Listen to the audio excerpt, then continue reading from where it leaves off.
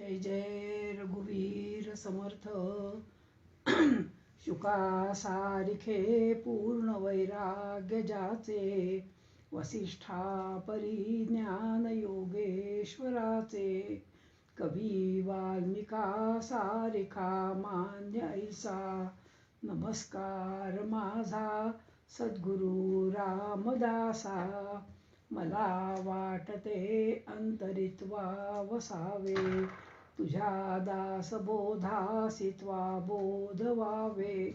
अपत्या परी पाजवी प्रेम रसा, महाराज या सद्गुरु रामदासा. जय जय रघुवीर समर्थ. नमस्कार, मी नीला अभ्यंकर आणि आज 12व्या दशकातल्या पहिल्या समासावर आज माझे विचार मांडणार आहे. 12व्या दशकाचं नाव आहे विवेक वैराग्य निरूपण. गेले अनेक वर्षापासून आपण समर्थांच्या दासबोधाचा अभ्यास करत आहोत. मंडालेच्या तुरुंगात टिळक गीता रहस्य लिहिताना अनेक संदर्भ ग्रंथ ते मागवायचे. त्यांनी एकंदर 54 वेळा दासबोध मागवल्याने इंग्रजांना कळेना ह्या ग्रंथात एवढं काय लिहिलंय. थंडावलेल्या संप्रदायाला नवचैतन्य द्यायचे काम आजच्या काळातले 3 महापुरुषांनी केले. एक म्हणजे धुळ्यादे शंकर श्रीकृष्ण देव, दुसरे म्हणजे श्रीधर स्वामी आणि तिसरे म्हणजे माझे गुरु अण्णाभाऊ कालगावकर. काँग्रेसचा पुढारी कार्यकर्ता कसा असावा यासाठी गोपाळकृष्ण गोखल्यांनी दासबोधातील महंतांची व निस्पृहांची लक्षणांचा अभ्यास केला होता. आचार्य विनोबा भावेंनी दासबोधाला व्यवहार ज्ञानकोश असं म्हटलं आहे. यशवंतराव चव्हाण कॉलेजमध्ये असताना दासबोधाचा दुसरा दशक नित्य वाचायचे.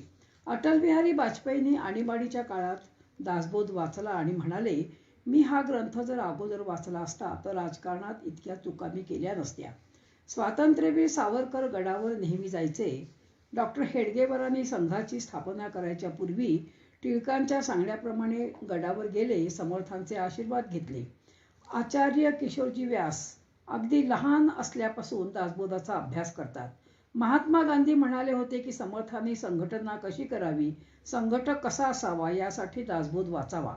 स्वामी विवेकानंदांनी समर्थांची अंतर्स्थिती ओळखली आहे आणि ते म्हणतात, या महापुरुषांनी 12 वर्ष टाकलेल्या तपश्चर्या करून मनाची अशी एक अवस्था प्राप्त करून घेतली की गिरीकंदरात राहत असे तेव्हा ते आत्मस्थ असत आणि जेव्हा समाजात मिसळायचे तेव्हा भाज्या कशा चिराव्यात, कपडे कसे धुवावेत, वाळत कसे घालावेत, विटा कशा भाजाव्यात, मलिन वस्त्र नेसू नये इत्यादी बारीक सारीक गोष्टी ते लिहितात. पुढे ते म्हणतात, अध्यात्मातील अंतर्मुखतेचा उत्तर ध्रुव आणि समाजनिष्ठ बहिर्मुखतेचा दक्षिण ध्रुव याचं सुमधुर सुंदर संचलन स्वामींच्या जीवनात आपल्याला पाहायला मिळतं. खरंच का विवेकानंदही त्याचप्रमाणे होते, कारण योगी ओळखावा योगेश्वरे तर ज्ञानी ओळखावा ज्ञानेश्वरे हेच खरे. पहिला समास हा विमल लक्षण हा आहे. हा अगदी छोटासा 20 ओव्यांचा समास आहे, पण अत्यंत जीवन सफल कसं करावं याचं सुंदर उदाहरण समर्थ इथे आपल्याला त्याचा उपदेश समर्थ इथे करतायत. पहिली जी ओवी आहे ही सगळ्यांना आवडती ओवी आहे आणि ती ओवी म्हणजे, आधी प्रपंच करावा नेटका, मग घ्यावे परमार्थ विवेका, येथे आळस करू नका विवेकी हो. श्री समर्थ आपल्याला म्हणतायत की अध्यात्म मार्गावर प्रवास करणाऱ्या वाटसरूंचं अंतरंग कोणचं आणि अंतरंग जे आहे ते आपण पाहिलं, षड्विकार कोणते ते आपण पाहिले, पण ते या मार्गाचा त्याचा प्रवास सुखकर नव्हे तर अगदी यशस्वी व्हावा त्याचे मित्र कोणते हे सांगताना श्री समर्थांनी ज्या 2 गुणांचा पुन्हा पुन्हा उच्चार केला आहे आणि ते म्हणजे विवेक आणि वैराग्य. विवेक म्हणजे काय तर काय चांगलं काय वाईट, काय सार काय असार, काय शाश्वत काय अशाश्वत याचा निवाडा करणे म्हणजे विवेक. आणि वैराग्य म्हणजे काय की आता कंटाळा आला बा, खूप झालं खाणं पिणं मजा करणं हिंडणं, आता आपण थोडा काहीतरी देवाकडे वळूया, आपण आता आपल्या हिताचं बघूया असं वाटणं म्हणजे वैराग्य. आणि हे जे आहेत या 2 गुणांचं वर्णन ह्या 12व्या दशकामध्ये आपल्याला समर्थ करत आहेत. या दशकाचं नावही नेमकं कोणतं आहे तर विवेक वैराग्य निरूपण. नाण्याला जशा 2 बाजू असतात तशाच विवेक आणि वैराग्य ह्या 2 बाजू आहेत. ह्या मानवी जीवनालाही 2 अंग आहेत, एक ऐहिक जीवन आणि एक परमार्थिक जीवन. ह्या दोन्ही बाजूंमध्ये, ह्या दोन्ही जीवनामध्ये जर आपल्याला पूर्ण यश हवं असेल तर विवेक आणि वैराग्य हे अत्यंत महत्त्वाचं आहे. ज्यांनी या दोन्ही आघाड्यांवर यश मिळवले त्याचे जीवनच पूर्ण जीवन आहे, सफल जीवन होईल. प्रपंचात या गुणांचा उपयोग करून माणूस व्यवहारी यश प्राप्त करू शकतो, तर परमार्थामध्ये या गुणांचे आधारावर आत्मज्ञान करून घेऊन शाश्वत सुखास प्राप्त करू शकतो. आपण जी आता पहिली ओवी पाहिली की आधी प्रपंच करावा नेटका, हा दुर्मिळ नरदेह आपल्याला जेव्हा मिळतो आणि तो मिळाल्यावर जेव्हा लहान ओवीत असतो तेव्हा त्या सगळ्या प्राण्यांना वाटतं हा बुद्धिमान, हा पायावर चालणारा, हा हाताने काम करणारा जो नरदेह हा तो मिळावा. आणि जेव्हा तो मिळतो तेव्हा म्हणजे आईच्या गर्भामध्ये जेव्हा लहान बाळ असतं तेव्हा हात जोडलेले असतात, तू आणि मी एक, हे भगवंता ह्याच्या संकटातून मला सोडव, मी तुझी प्राप्ती करून घेईन म्हणून तो बाहेर येतो. पण त्या बाहेरच्या मायेमध्ये फसतो आणि त्याला कशा करता हे दुर्मिळ जीवन मिळाले हेच विसरतो. हा प्या मजा करा ह्याच्यामध्ये दंग होतो. आणि जेव्हा जायची वेळ येते तेव्हा जेव्हा तो मागे बघून बघतो तेव्हा असं वाटतं अरे सगळं जीवन माझं मी वाया घालवलं, असं होऊ नये. आणि म्हणून समर्थ आपल्याला इथे जागे करतायत. आणि म्हणून समर्थ म्हणतात आधी. या आधीचा जो अर्थ आहे ना हा फार महत्व आहे. आधी म्हणजे काय, तर आधी म्हणजे सकाळी जेव्हा आपण उठतो ते उठल्यानंतर म्हणजे आधी. समजा एखादा माणूस उठला किंवा एखादी स्त्री उठली, सुंदर फुलं बगीच्यातली आणली आहे, देवाची पूजा केली आहे, सुंदर पूजा करून झाली, ध्यानधारणेला बसला, आम्ही ग्रंथ वाचतोय, झाली दुपार झाली, मुलं म्हणतात आई मला जेवायला वाढ, आई म्हणते अरे इतका वेळ तर मी देवदेव होते करत, देवाची पूजा केली. म्हणजे नुसतं जर का मी देवदेव केलं तर मला जेवायला तरी मिळेल का? किंवा नुसतं जर एखाद्या पुरुषाने देवाची पूजाच करत बसला, परमार्थच करत बसला, तर तो ऑफिसमध्ये जाणार नाही, पैसा कमवणार नाही. आणि म्हणून समर्थ म्हणतात आधी प्रपंच करावा नेटका. पहिल्यांदी म्हणून आपल्याला 11व्या दशकामध्ये समर्थाने एक सुंदर दिनचर्या सांगितली आहे. प्रातःकाळी उठावे, दिशेशी जावे आणि त्या भगवंताला स्मरावे आणि आपला जो स्वधर्म आहे तो आपण करावा. म्हणून समर्थ म्हणतायत की आधी प्रपंच करावा नेटका. म्हणजे सकाळी उठल्यानंतर सकाळची कामं व्यवस्थितपणे करून झाल्यानंतर, जेवण खाण झाल्यानंतर मग तुम्ही काय करा, मग तुम्ही फावल्या वेळामध्ये ह्या उत्तम उत्तम ग्रंथांचा अभ्यास करा, चिंतन करा, मनन करा, नवे नवे तुम्ही ध्यानधारणा करा. म्हणून आधी जीवनाच्या सुरुवातीला आधी म्हणजे बघा 4 आपल्याला जे आश्रम दिले, तर ब्रह्मचर्याश्रम, गृहस्थाश्रम, मग वानप्रस्थाश्रम. गृहस्थाश्रमामध्ये माणूस आल्यानंतर प्रपंच तर करावाच, मुलांना लहानाचा मोठं सुद्धा करावं, पण हे लक्षात ठेवावं प्रपंच कसा करावा, तर तो प्रपंच दाईसारखा करावा. बघा जेव्हा ती दाई येते ना घरामध्ये कामाला, लहान बाळाला सांभाळायला, तेव्हा ती त्या बाळ जसं काही माझंच आहे, पूर्वीच्या काळजाच्या ह्या दाई तर मुळी आपलं दूध सुद्धा पाजायच्या, तेव्हाही जेव्हा दाई येते त्या मुलाचा सांभाळ करते, पण सगळं लक्ष तिचं त्या घड्याळ्याकडे असतं. संध्याकाळी 6 वाजले की मला घरी जायचंय, प्रपंच असा करावा. जसं माझं घर आहे पुण्यात आणि माझी झाली बदली बंगलोरमध्ये, मग आता मी बंगलोरमध्ये आले, तिथं भाड्याचं घर घेतलं, पण त्या भाड्याच्या घरावर मी प्रेम करीन का हो? माझं जे प्रेम आहे त्या पुण्यातल्या घरावर. तसे ज्या घरामध्ये राहतो त्या घरामध्ये आपण ट्रस्टी म्हणून राहावं, मालक म्हणून राहू नये. ज्या घरामध्ये म्हणजे ज्या देहामध्ये राहतो तो देह तरी माझा आहे का? हा देह माझा पंचभूतांचा आहे, तो आज न उद्या नष्ट होणार आहे, मग त्याच्यावर किती प्रेम करायचं. म्हणून तुम्ही त्या गृहस्थाश्रमामध्ये प्रपंच तर कराच, खूप उत्तमपणे प्रपंच करा, उत्तमपणे पैसा कमवा, सर्व काही करा, परंतु तुम्ही परमार्थही करा. म्हणजे 51 वर्ष लागलं आणि तुम्ही जर म्हणाल की मी आता काही श्रवण करीन, काही अभ्यास करीन, पण त्याची सुरुवात तुम्ही गृहस्थाश्रमापासून नाही केली तर तुम्हाला पुढच्या त्या आश्रमामध्ये तुम्हाला हे सगळं आवडणार नाही. जे मी समाजामध्ये बघते ते सांगते.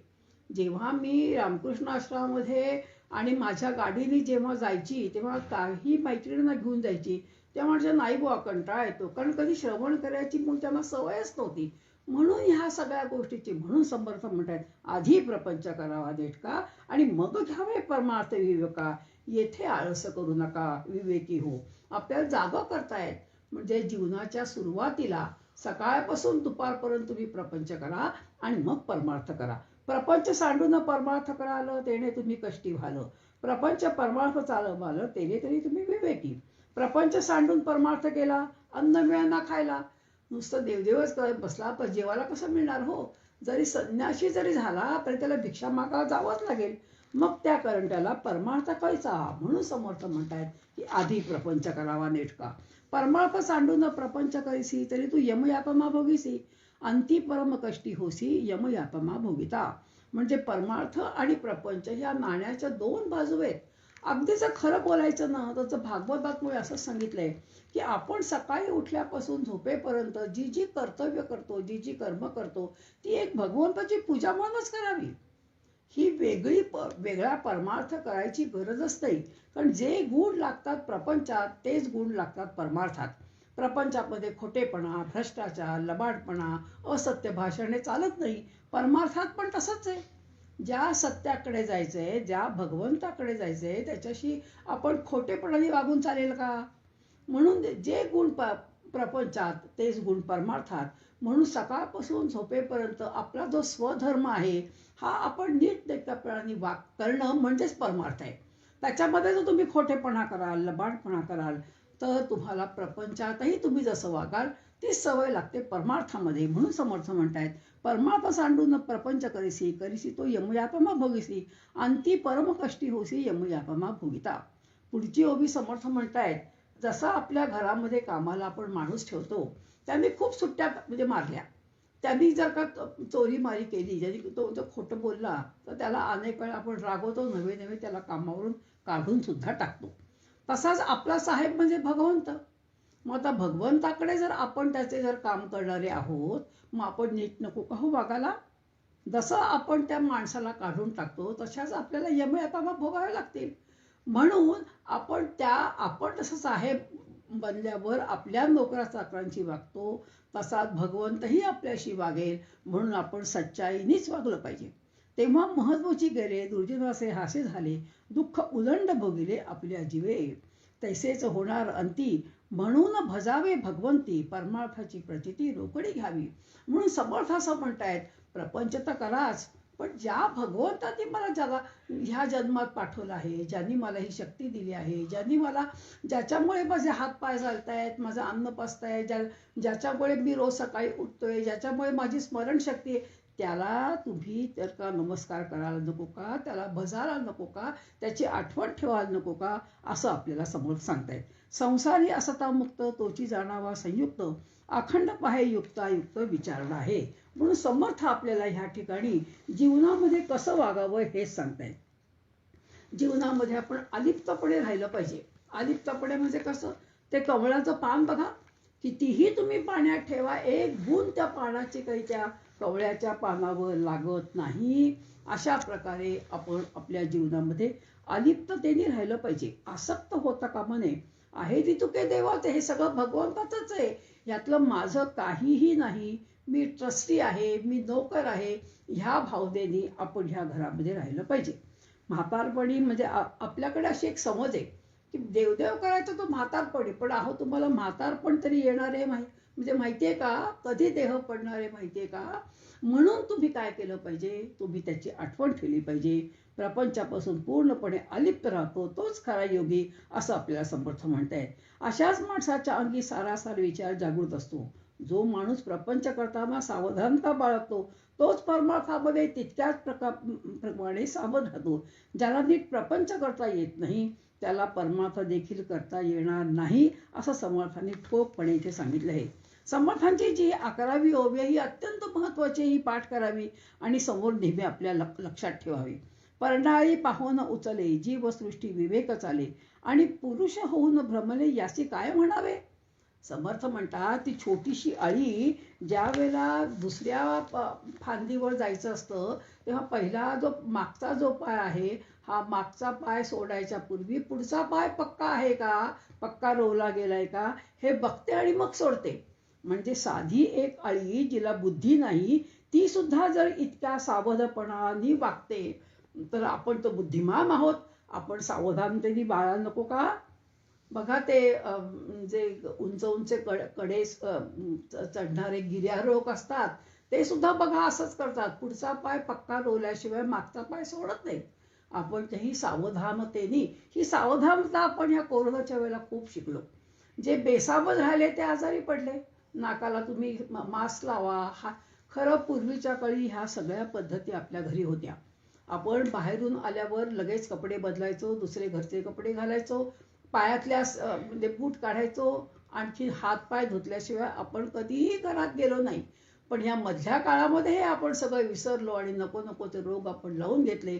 आता पुन्हा जसं वर्ल्ड इज राऊंड म्हणतात त्याप्रमाणे पुन्हा आता आपण हात पाय धुतोय, बाहेरचे कपडे काढतोय, नाकाला. ही जी सावधानता आहे, ही सावधानता अत्यंत महत्वाची आहे. म्हणून समर्थाने ही 11वी ओवी लिहिली आहे. ह्याच्या बघा, अनेकदा आपल्याकडे साखर सांडलेली असते, एक मुंगी येते, साखर बघते आणि बघता बघता हजारो मुंग्या येतात. त्यांना कोण पकडतो? म्हणजे त्या एकमेकींना बरोबर दीर्घ सूचना देऊन, साखर इथे पडली आहे, तुम्ही या इथे खायला, आणि एकमेकींना मदत करतात. समर्थ आपल्याला अशाच प्रकारे वागा म्हणून समर्थ सांगतायत. म्हणून समर्थ पुढच्या ओवीत म्हणायत, म्हणून असावी दीर्घ सूचना, अखंड करावी चालना, पुढे होणार अनुमाना अणू सोडावे. जीवनामध्ये 3 गोष्टी अत्यंत महत्वाच्या आहेत. एक म्हणजे सावधानता, दुसरी म्हणजे माणसांची पारख, आणि तिसरी म्हणजे दीर्घ सूचना, प्लॅनिंग. जीवनामध्ये प्लॅनिंगला फार महत्व आहे. आता ज्या घरामध्ये जिच्याकडे मी राहते, ती माझी मुलगी डॉक्टर आहे आणि ॲनेस्थेटिस्ट आहे. आता तिला कधीही धावत जावं लागतं. तिचं मी नेहमी अवलोकन करते. दुसऱ्या दिवशीची सगळी तिची तयारी झालेली असते. भाजी चिरून तयार असते, कणिक भिजलेली असते, कोणते कपडे घालायचे ते ठरलेले असतात. जेव्हा दवाखान्यातून येते तेव्हा त्याच्या लक्षात येतं की 2-3 पेशंट ऑन कॉल आहेत. त्याप्रमाणे ती असाच बेत आखते की कोणत्याही क्षणी. ह्याला म्हणायचं सावधानता. नाहीतर काही काही घरी मी असं पाहिलंय की कुकर हा गॅसवरती पातेलं ठेवलंय आणि बाई शोधते की भाजी कोणची करू. मग ते पातेलं जळून जातं, हाताने उतरावं जाते, हात जळतात. आणि म्हणून समर्थ 12व्या ओवीत काय म्हणतायत की म्हणून असावी दीर्घ सूचना, अखंड करावी चालना. म्हणजे चालना म्हणजे प्लॅनिंग. बारीक बारीक गोष्टीचंही प्लॅनिंग केल्याशिवाय तुम्हाला जीवनामध्ये यश येणारच नाही. जे ऑफिसर असतात, जे जे म्हणजे वेगवेगळ्या क्षेत्रातल्या लोकांनी सुद्धा आपल्याला जी आवश्यक आहे ती आपण सावधानता आणि प्लॅनिंग हे केलंच पाहिजे. दीर्घ सूचना, मी जे आज वागतो आहे त्याचेच पुढे आपल्याला परिणाम होणार आहेत. तसं मी आज पेरतो तेच उद्या उगवणार. मी जन्मभर जर मुळी भगवंताचं नाम घेतलंच नाही, मी कुठलाही ग्रंथ वाचलाच नाही, कोणी मला जन्माला घातलं, हा देव तरी आहे कुठे, ह्याचा कधी अभ्यास केलाच नाही, मग जीवन सोडताना आसक्तीशिवाय मनामध्ये दुसरे विचार येणारच काय? कारण कधी केलंच नाही ना. म्हणून समर्थ म्हणतात, आधी प्रपंच करावा नेटका, मग घ्यावे परमार्थे विवेका. इथे उदाहरण द्यायचं असेल तर द्रौपदी वस्त्रहरणाच्या वेळी जे पेरलं दुर्योधनाने, जे दुःशासनाने पेरलं ते काही वर्षांनी रणांगणावर उगवलं. जे तिच्याशी जसे वागले त्यांचा मृत्यू कसा आला सगळ्यांना माहिती आहे. म्हणून आपल्या प्रपंचातील बरीचशी दुःख, संघर्ष, बऱ्याचशा या सगळ्या मीच पेरून ठेवलेल्या असतात. मग त्याचा परिणाम आपल्याला हा भोगावा लागणारच. आणि म्हणून समर्थ आपल्याला जागं करतायत की ह्या 3 गोष्टी अत्यंत महत्वाच्या आहेत. सुखी असतो खबरदार, दुःखी होतो बेखबर, ऐसा हा लौकिक विचार दिसतही असते. बघा, सुख आणि दुःख हे आपल्या हातातच आहे. मी एक उदाहरण परवा पाहिलं की संपूर्ण परिस्थितीचा अभ्यास करून, परिस्थितीवर पूर्ण लक्ष ठेवून जो वागतो त्यालाच खऱ्या सुखाची प्राप्ती होते. कोरोना काळामध्ये मध्ये मी एक लेख वाचला की एक जण त्यांची टपरी होती आणि चहा कॉफी ह्याची दुकानं, आणि तो गरम भजी वडे तळून द्यायचा. आता सगळं बंद झाल्यामुळे बिचारायला खायचं झालं, त्याला काय खाणार, कारण कोणी याच्या दुकानावर येईना, दुकान बंद पडलं.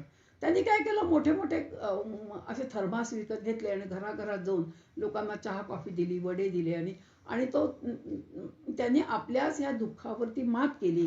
आणि त्याला काय मिळालं, तर त्याला आनंद मिळाला.